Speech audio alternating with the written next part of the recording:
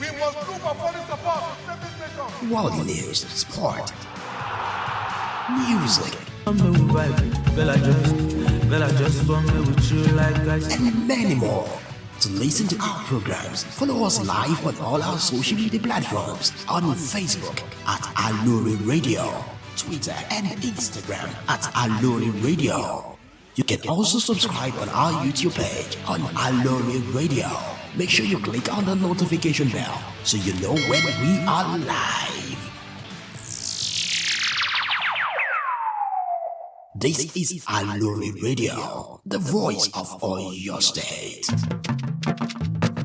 Lóòótọ́ àlùkáwà ní ẹrù Olódùmarè ni ló fi jẹ́ pé àlùkáwà ní téèyàn bá ṣe lórí òdodo Olódùmarè tó lẹ́rù náà ní bá ní gbé àgbẹ́kẹ̀lé ìṣèjọba omi tuntun tí ń bẹ nípìnlẹ̀ Ọ̀yọ́ èyí tí gómìnà Ṣèyí Mákindé ń darí nìyí ló fi di ọgbà tí ìṣèjọba ètò gorí àlééfà ló ti gbé ìlànà ìṣèjọba olóko mẹ́rin kalẹ̀ ẹ̀kọ́ ọ̀fẹ́ ìwòsàn ọ̀fẹ́ ìgbélárugẹ ọrọ̀ ajé ohun ààbò tó gbópọn lára àṣeyọrí ìlànà yìí ní gbígba iléèwé gíga yunifásitì LAUTECH fúnpínlẹ̀ Ọ̀yọ́ owó ìrànwọ́ fáwọn akẹ́kọ̀ọ́ mọ̀ọ́fín àwọn akẹ́kọ̀ọ́ gbàwé ọ̀fẹ́ ó sì tún gbòlùkọ́ síṣẹ́ ìwòsàn ọ̀fẹ́ ní tìbútòrò ìpínlẹ̀ Ọ̀yọ́ nípa kíkọ́ ilé ìwòsàn alábọ́dé sí wọ́ọ̀dù tó dín ní ọ̀ọ́dúnrún níye àtúnṣe àwọn ilé ìwòsàn tó ti wà tẹ́lẹ̀ òun ilé ìwòsàn alágbèéká kọ́rọ̀ ajé ìpínlẹ̀ wa lè mú gọ́gọ́ sí a ṣàtúnṣe àwọn ọ̀nà tó ti wà tẹ́lẹ̀ a sì tún la tuntun Ìṣẹ́yìn sọ́yọ́ Ìṣẹ́yìn sógbómọ̀ṣọ́ Ìṣẹ́yìn sókè o Ṣakí sọ́gbọ̀rọ̀ àti bẹ́ẹ̀ bẹ́ẹ̀ lọ ìgbélárugẹ iṣẹ́ àgbẹ̀ òun ní ojú pópó tó mọ́lẹ̀ rókoṣo ẹ̀tọ́ àwọn òṣìṣẹ́ àtòṣìṣẹ́ fẹ̀yìntì ò sì tẹ̀tì ààbò sì dúró ore nípìnlẹ̀ Ọ̀yọ́ báwọn ọdẹ onípàkúté òtí ẹ̀sìn mi pàkúté wọn ń dìdẹ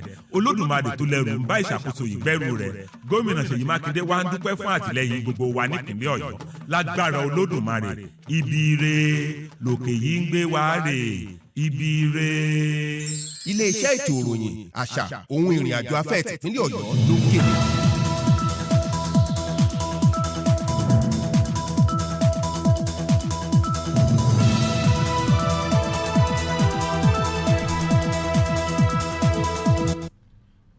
gẹ́gẹ́ láago 2 ọ̀sán lù ẹ káàsán ẹ sì kó àfọmọnìyàn ṣe èyí ni rédíò Alóore tó kalẹ̀ sí yàrá ìgbóhùnsáfẹ́fẹ́ GSM ní iléeṣẹ́ ètò ìròyìn àṣà ohun ìrìnàjò afẹ́ ti ìpínlẹ̀ Ọ̀yọ́ secretariat Agodi nílẹ̀ Ìbàdàn ìròyìn àgbáyé la mú wá fún yín orúkọ tèmi ni Abdullahi Salman ṣáájú ẹ gbọ́ kókó tó wà nínú ìròyìn náà. Gómìnà Mákindé gbóríyìn fún àwọn òṣìṣẹ́ ikọ̀ aláàbò nípínlẹ̀ Ọ̀yọ́ látàrí èròǹgbà ìṣọ̀kan wọn lórí ètò ààbò.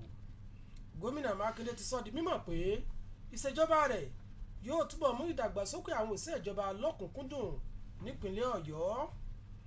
Ìjọba ìpínlẹ̀ Ọ̀yọ́ ti rọ àwọn iléeṣẹ́ aládàáni láti buwọ́lu ìsinmi lẹ́nu iṣẹ́ olóṣù 6 fún àwọn ìyálọ́mọ ní ìbámu pẹ̀lú àṣẹ láti ọ̀dọ̀ àjọ UNICEF.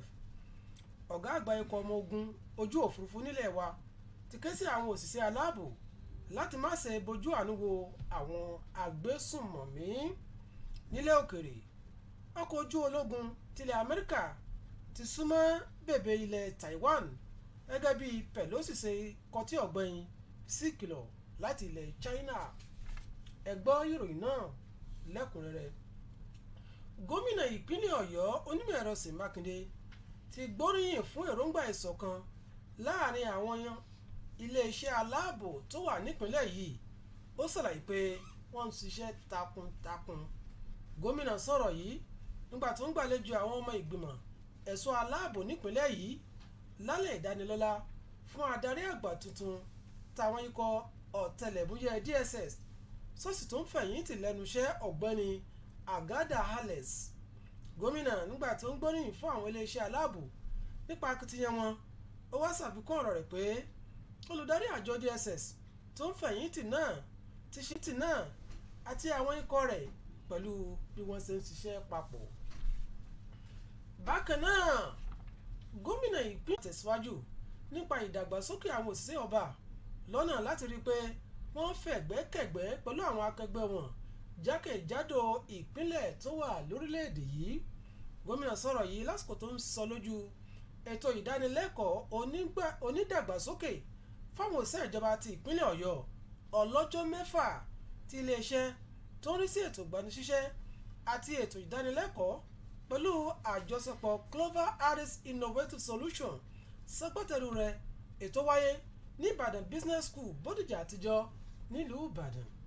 Ó ṣàlàyé ọ̀rọ̀ pé nígbà tí ìṣèjọba òun gun orí àlééfà àwọn òṣìṣẹ́ ìjọba kò jáfáfá tó nítorí ṣíṣẹ́gilé ètò ìgbáyégbádùn àwọn òṣìṣẹ́ gẹ́gẹ́ bí ìgbéga lẹ́nu iṣẹ́ àti ètò ìdánilẹ́kọ̀ọ́. Ó ní ìṣèjọba tó wà níta yìí ó rí i pé eléyìí kò bójúmu tó sì ti jẹ́ ìfàsẹ́yìn ńlá àti àìdùnnú àwọn òṣìṣẹ́ lójú ẹsẹ̀ níjọba gbẹ́sẹ̀ kúrò lórí fífòfin dè náà. Ìjọba yìí tún ti buwọ́ lu àtúnṣe kíkọ́ ilé ìdánilẹ́kọ̀ọ́ tí a mọ̀ sí Simon Adébọ̀ èyí tí ìjọba àná ti pa tì.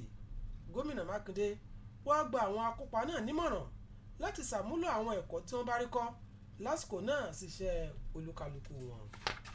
Wàyí o, kọmíṣánná fún ètò ìlera ní ìpínlẹ̀ Ọ̀yọ́ dókítà Bọ̀dé Ládìípọ̀ ti sọ di mímọ̀ pé ṣíṣe àfikún ìsinmi lẹ́nu iṣẹ́ àwọn ìyálọ́mọ fún oṣù 6 wà ní ìbámu pẹ̀lú èròǹgbà àjọ WHO lójúnà kí wọ́n lè ní àǹfààní fífún ọmọ lọ́yàn dáradára fún ìlera tó péye àwọn ìyálọ́mọ àti àwọn ọmọ wọn pẹ̀lú.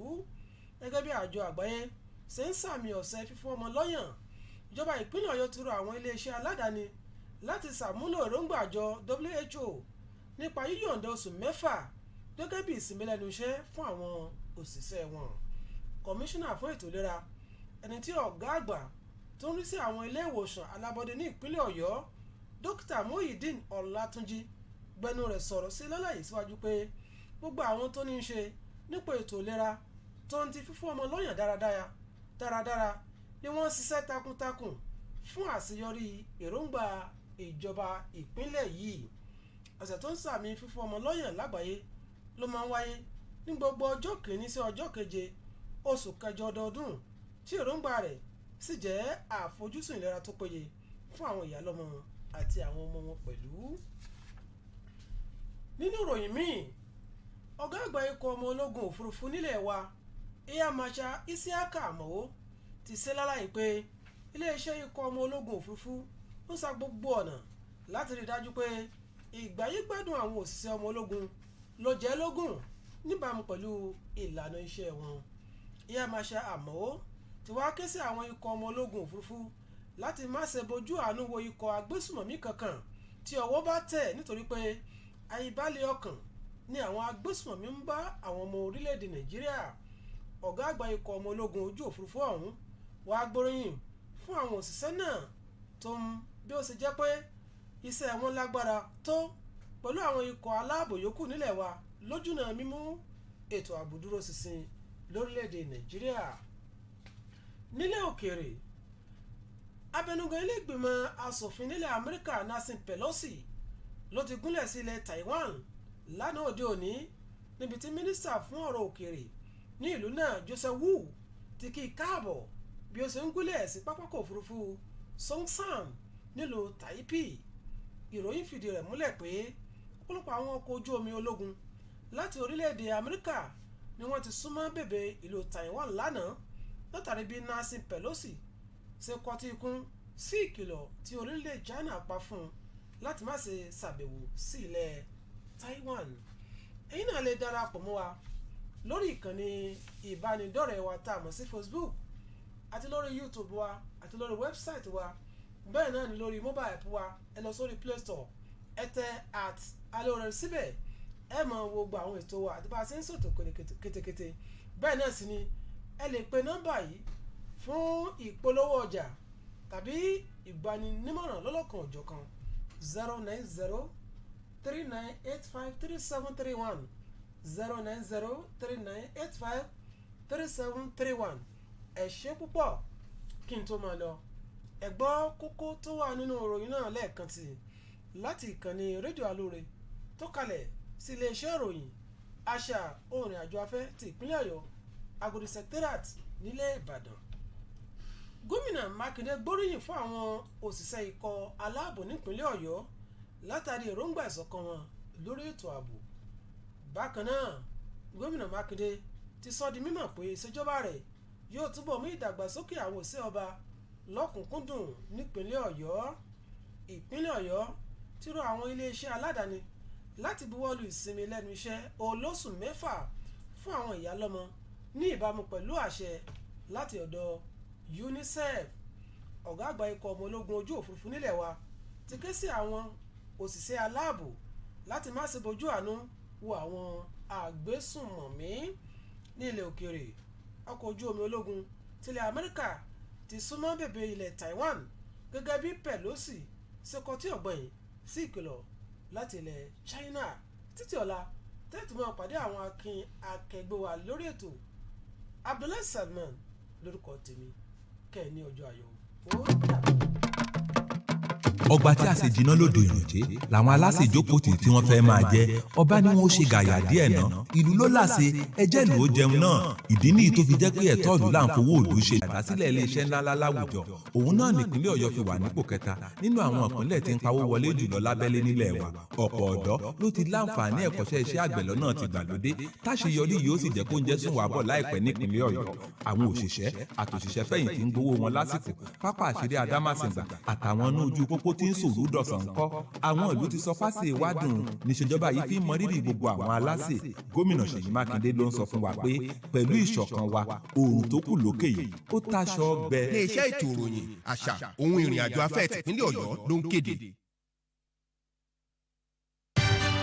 We bring you everything from breaking news. President must know that this is a bad time for our nation. We must look for foreign support to save this nation. World news, sport, music, and many more.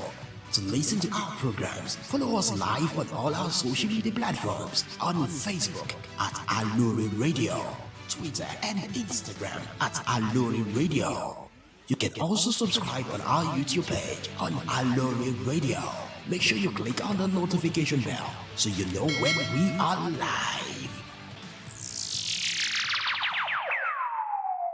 This is Aloore Radio, the voice of Oyo State.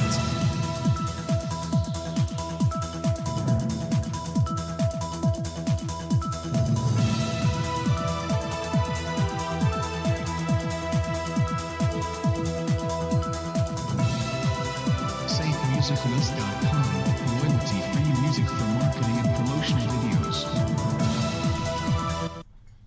Yeah, good afternoon. This is Aloore Radio. We transmit from the GSM studio at the Ministry of Information, Culture and Tourism. You are welcome to the World News for today. I'm Temitope Ojawo. First, the highlights. Makinde commends the unity of purpose among security agencies in your state. We will continue to prioritize human capacity for civil and public servants, says Governor Makinde. Oyo State government taxed private sector on 6 months of maternity leave for working mothers. Insurgency show no mercy to terrorists, Air Chief Charge Commander, and on a foreign say for this afternoon, U.S. warship cruising near Taiwan as Pelosi devised China. Now the news in detail. The Oyo State Governor, Engineer Seyi Makinde, held what he called unity of purpose among the security agencies operating in the state, declaring that many of the service commanders are performing like magicians. The governor, who stated this while hosting members of the State Security Council, so a dinner in honor of the newly promoted and outgoing director of Department of the State Service, DSS in the state, Mr. Agada Alex, who retired from the active service. The governor while praised the security agencies for their unalloyed commitment and dedication to duty, adding that the outgoing DSS director made a mark and contributed immensely to improve the security of the Pacific states. He stated that despite the limited resources that they dispose of the security agencies, they have been doing quality jobs and stay on top of the security situation in Oyo State. He commended the outgoing DSS director and his team for working harmoniously with other agencies. He stated that Agada came into the state at a time he was almost losing confidence in the security system, adding that within the shortest possible time, the newly promoted and outgoing DSS director restored the confidence in the security system of the state. The governor, however, thanked the retiring director for the quality work he has done in Oyo State, adding that the state was proud of its service delivery. Meanwhile, Oyo State Governor Seyi Makinde has declared that his administration will continue to prioritize human capacity development for civil and public servants in the state in order to ensure that they stand shoulder to shoulder with their counterparts in other states of the Federation. The governor stated this while opening a 6-day human capacity building program for senior officers in the civil and public services of the Oyo State, organized by the Ministry of Establishment and Training in conjunction with Culver Harris Innovative Solution, headed by the business school Old Bodija in Ibadan City. He explained that when his administration came on board, the staff morale was at its low ebb due to the embargo on virtually all staff wage program, including staff promotion, conversion, advancement, and essential trainings. He maintained that his administration saw the embargo as counterproductive, retrogressive, and not in the interest of the hardworking and dedicated workforce of the state, and immediately went ahead to lift the embargo. He further explained that his administration has approved in principle the immediate general renovation of Simeon Adebo Staff Development Center, which had been abandoned by past administrations in the state. Governor Makinde equally charged the participants to apply the knowledge acquired from the training program to their day-to-day activities at work. In the meantime, Oyo State Commissioner for Health, Dr. Bode Ladipo, has stated that the extension of maternity leave to 6 months is in line with World Health Organization standard and international best practices on explicit breastfeeding to promote healthy leave for working mothers and their babies. As the world mark of the 2022 World Breastfeeding Week, the Oyo State government urged the private sector and corporate organizations to adopt its initiative of extending maternity leave to 6 months for working mothers. The Health Commissioner, who spoke through the Executive Secretary of the State Primary Health Board, Dr. Muideen Olatunji, explained further that all hands must be on deck to improve under 5 nutritional statuses in the state by ensuring that all stakeholders support exclusive breastfeeding practices to achieve the Sustainable Development Goal 1 to 6. World Breastfeeding Week is celebrated between the 1st and 7th August of every year, and it aims to highlight the huge benefit that breastfeeding can bring to health and welfare of babies, and also the benefit to maternal health, focusing on good nutrition, poverty reduction, and food security in the state. Still on the news, the Chief of Air Staff, Air Marshal Isaka Amo, says the Nigeria Air Force will prioritize the welfare of its personnel to bolster their morale in line of duty.